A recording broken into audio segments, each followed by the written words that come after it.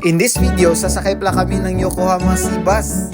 Ito ay isang water bus service na nagkokonekta sa mga pangunahing pasyalan ng Yokohama. From Yamashita Park hanggang pier ng Hammerhead pala ang pili naming destinasyon. Nagre-range ang ticket from 500 to 1,000 yen, depende na rin sa rutang napili ninyo. Nasa may entrance na rin yung ticket machine kaya napaka-fast and convenient pagsakay namin sa Sea Bus. As usual, napaka-accommodating ng mga crew. Idagdag mo pa dito ang linis at modernong disenyo nito. Madadaanan ang maraming uri ng barko na isa sa mga atraksyon dito sa Yokohama, tulad ng mga barko ng Japan Coast Guard. Nakaka-relax pagmasdan sa malayuan ng Minato Mirai Skyline.